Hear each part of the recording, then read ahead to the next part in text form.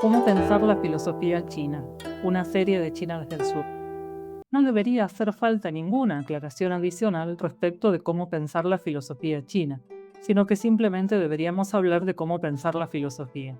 La pregunta no sería así muy compleja. La capacidad filosófica es propia de nuestra especie y sabemos que hay personas que se han dedicado a ella por entero y han quedado en la historia como exponentes máximos de la disciplina. Recurrimos a ellas para estimular nuestras propias reflexiones, profundizándolas o llevándolas por caminos nuevos. Dado que en Latinoamérica en general falta mucho por hacer en la enseñanza y difusión de la filosofía china, siempre es necesario abordar su estudio con ciertas precisiones que ayuden a disfrutar de la lectura. Este es el objetivo de nuestra sección Filosofía en China desde el sur. Los desafíos de la traducción. Una cuestión totalmente obvia, pero con prolongaciones interesantes, es que vamos a pensar la filosofía china a partir de nuestra maravillosa lengua, el español, y también tomando como punto de partida el modo en el cual se le enseña en Latinoamérica, de un modo marcadamente eurocéntrico. Tengan o no formación filosófica académica, han recibido la influencia europea porque esta tiñe nuestra cultura. No hay nada malo en la filosofía original en Europa, de hecho es muy rica y digna de ser estudiada, pero no es más que una tradición filosófica entre otras, que en muchos casos se edificó ignorando o denostando otras corrientes. Nuestro acercamiento a la filosofía china está teñido necesariamente entonces de conceptos de la tradición europea, prolongada y diversificada en América, a partir del lenguaje mismo que se usa en las traducciones. Es bueno tomar conciencia de esto, pues ellos son nuestras herramientas conceptuales y son bastante maleables, lo suficiente para permitirnos edificar una mirada que, como toda mirada, está siempre situada. Esta ubicación no es, sin embargo, una frontera, sino un punto de partida desde donde fundamentar una interpretación. Cualquiera puede entender las dificultades que subyacen a tal empresa. Una cultura diferente, muy antigua, extremadamente rica y expresada en una lengua de una familia diferente de la indoeuropea a la que pertenece el español y sus lenguas hermanas.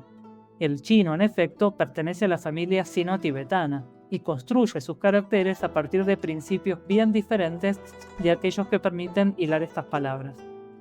Esto no significa que no se pueda traducir, sino que la traducción tiene límites y parte de la tarea que hacemos al estudiar los textos es identificar estos límites y empujarlos a veces un poco. Incluso cuando elegimos no traducir, más allá de que ya tenemos muchos términos filosóficos chinos incorporados en nuestra lengua, Tao, Yin Yang, Feng Shui, a la hora de dar cuenta de ellos nos valemos del español. Aquí ya podemos identificar una primera decisión estratégica, qué términos traducir y cuáles conservar en la lengua original. La transcripción fonética no es tampoco la lengua original, dado que, por ejemplo, Tao no es un carácter, sino una transcripción fonética de un sistema forjado a mediados del siglo XX, que carece de los dispositivos semánticos del carácter Tao. Por eso es común encontrar el término Tao con T, que obedece a un sistema de transcripción anterior, utilizado en Europa y América, y que es más fácil de leer adecuadamente en español, dado que alguien se podría sentir tentado de leer Tao con la pronunciación de la D en el español. Filosofía o como quiera que se llame. Si nos centráramos solamente en el término filosofía y a partir de allí devanáramos su historia, tenemos que pensar que fue un invento griego del siglo VI a.C., o quizás 2 siglos antes si podemos rastrearla en las obras de Homero y Hesíodo, y que se desarrolló en el territorio europeo a partir de ese momento, adquiriendo características diferentes y acompañando la expansión de su cultura por medios muchas veces violentos. Estrictamente, el concepto de filosofía no existió en China hasta finales del siglo XIX, momento en el cual los chinos adoptan el término Che-Xue, que había sido forjado por el filósofo japonés del período Meiji, Nishii Amane, quien fue responsable de la introducción de la filosofía europea en la educación japonesa. En ese siglo, muchos estudiantes chinos se formaron en universidades japonesas, y de allí la introducción del término en China.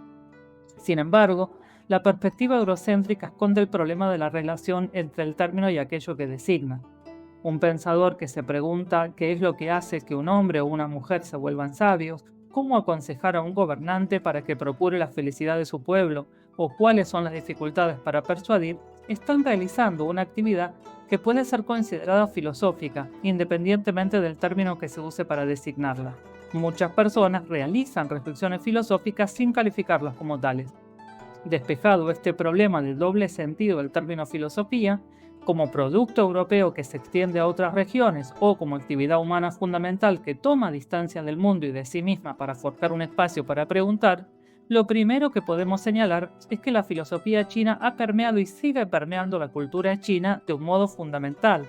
Representa el espíritu de la nación y es el elemento básico de su identidad cultural. Confucio, por ejemplo, se estudia en literatura e historia desde una edad muy temprana. Sus valores siguen siendo difundidos y conocidos, sus obras se comentan y surgen nuevos movimientos hasta el siglo XXI que lo reconocen como antecedente.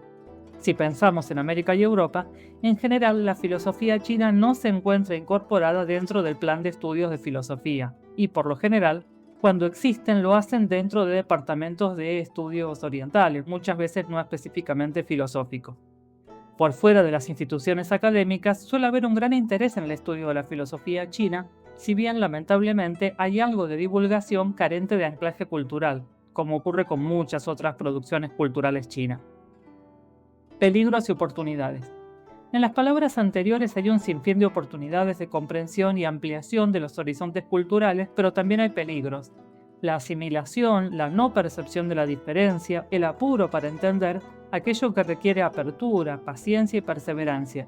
Para sortear los peligros y aprovechar las oportunidades, vamos a valernos de lo mismo para pensar lo diferente, y a veces vamos a recorrer el camino inverso y emplear conceptos chinos para pensarlos de nuestras tradiciones más próximas.